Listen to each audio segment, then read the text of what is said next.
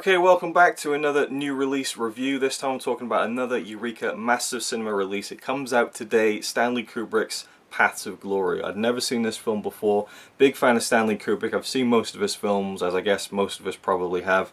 The only one I haven't seen that's kind of the most notable, I guess, would be this one, but also Eyes Wide Shut, his final film, and a few of his earlier films. I'm not sure how good his earlier films are. If anyone knows and has an opinion on it, let me know in the comments down below.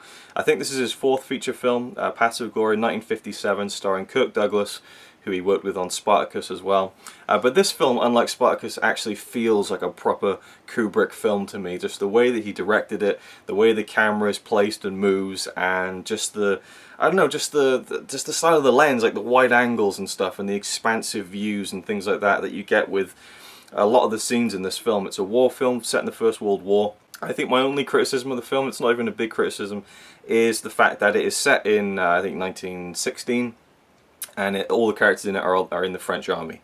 So you've got the French against the German army, and all the French soldiers are speaking in English and are played by Americans. This isn't a new thing at this point, and it still isn't a new thing now. People do this all the time. They'll take these stories set in other countries and they'll put English-speaking actors in them, and that's just the way it is, and it just happens. So I just have to get over that, I guess. But the film is so strong that it isn't really a big detracting factor for me, because the cast is great. You know, Kirk Douglas is brilliant in the film. Some of the superior officers, the generals, I thought played their parts very well and really made you kind of dislike the way they were dealing with things. And I wasn't sure how this film was going to play out. I mean, looking at the front cover of the Blu-ray, which is a fantastic piece of artwork, I love the front cover. I knew there'd be some kind of on the battlefield action in the film as far as the war aspect is concerned, but there's a lot more about the aftermath of certain battles and things. I don't want to go into the plot too much because it's a really, really good plot, and it moves so well. Like, the pace is fantastic. There doesn't feel like there's any wasted moments in the film. Everything moves at a very good pace, and move to a really nice ending. I really enjoyed the ending, and there was a lot of tension towards the end as well, which Kubrick pulled off brilliantly, where I just wasn't sure what was going to happen, and then I kind of double guessed myself at the end there, I think. So that was fun for me anyway, because I wasn't sure what was going to happen, and I think probably smarter people would probably not even work themselves up into that. And if you've seen the end of the film, you probably know what I'm talking about. But I thought it was going to go in a different way, and it didn't. So that was cool for me personally. The war scenes are second to none. I've always said that up until this moment, until this day of me watching this film, the most realistic and affecting scenes of battle in a war film were in the Human Condition by Masaaki Kobayashi in the early 60s, the Human Condition trilogy. In the second film, there's this phenomenal sequence with these tanks and these explosions going off, and it feels so raw and real. But I have to say this film tops that in so many ways. The scene that stands out the most in this film is definitely the one where Kirk Douglas, who kind of commands all the people in this certain trench, he's going to take them all over the hill and advance on this stronghold held by the German army. And he's walking through the trenches, and all the soldiers are lined up on either side of the trench, and the camera is following him as he walks forward, and then it cuts to his point of view and the camera just moves forward. The sea of soldiers just kind of hunched against the wall with all this shrapnel flying around, bits of mud and rock and explosions, and the scope of it, and again the way that it is shot, it just feels so much larger than life. But it really made me feel like I was watching what it would be like to be in a trench like that, what it would be like to be in a war like that, and the horror of it was so crisp. You know, it really plugged me into how it might feel to be in that situation. And when they go over the trench and when they storm across the battlefield, I mean, I teared up a little bit. It wasn't because I was sad. I really felt the power of it. You know, people going across this battlefield with all this barbed wire and stuff like that, and there's explosions going off everywhere, shells just dropping, and seeing your fellow soldier get blown up right next to you and getting shot and all this. It just was an amazing scene. But the film, it is brilliant. But that one scene in particular, I think, is the absolute standout. It kind of stands head and shoulders above anything else the film did, I think, just as a powerful visual image. But the story is great, and it really deals with kind of, not necessarily corruption, but a power play of sorts. And Kirk Douglas is very much someone who is standing up against the powers that be, who might be trying to kind of make an example of people, and I really like that kind of, and it apparently is based on a true story, very loosely, and also there was a novel written about it, and this is an adaptation of that novel.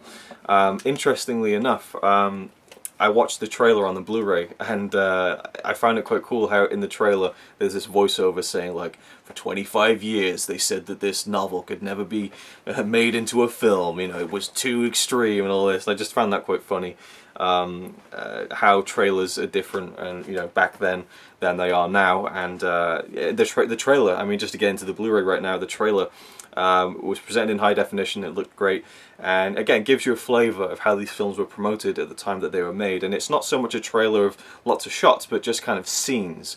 You know, it'll just give you like a 30-second scene, a 30-second scene, then a couple of shots towards the end, and some kind of, you know, reviews, like Time magazine says this film's great, that kind of thing. So I love they include that sort of stuff. The Blu-ray itself, as far as the picture quality, it is phenomenal. I thought it looked excellent. Like, the detail you get in the images is brilliant, and it's shot in black and white, and it's so fitting, and I thought that it was perfect in that sense. As well as the trailer, you get 3 video interviews with critics and kind of scholars. There's a Kubrick scholar in particular, Peter Kramer, who did an interview for it. Richard Ayoade, a filmmaker who I very much like his work, and I listened to some of the, watched some of the interview and listened to some of the things he was saying about the film, which was really interesting to me. And there's another video interview on there, and these are all recorded exclusively for Eureka this year in 2016. But it doesn't say on the press release who it is, but there was definitely 3 on the Blu-ray disc itself. And also we have a commentary also recorded this year by film scholar Adrian Martin. And then you have the booklet, like always, with Masters of Cinema, featuring the words of Kubrick. So you get to hear something from him, which is kind of cool. Obviously, there are not many interviews with Kubrick about this film. The Criterion Blu-ray, to kind of give you a comparison on that one, has completely different special features except for the theatrical trailer.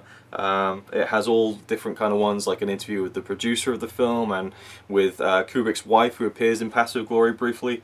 So I think that the Criterion Blu-ray is probably going to be the best option, but considering that this is a UK release and the Criterion is a US release, and this has all new features, you know, so they really put the work in to get these new features and kind of present a different perspective on it. I know some people don't enjoy when you have special features on a Blu-ray where it's people who weren't involved in the film talking about it, but I like that they include it rather than not include it. There's also the isolated music and effects track. So yes, I really enjoyed the film. It was a brilliant film, a brilliant war film. It's up there with one of the best war films I've ever seen, no doubt about it.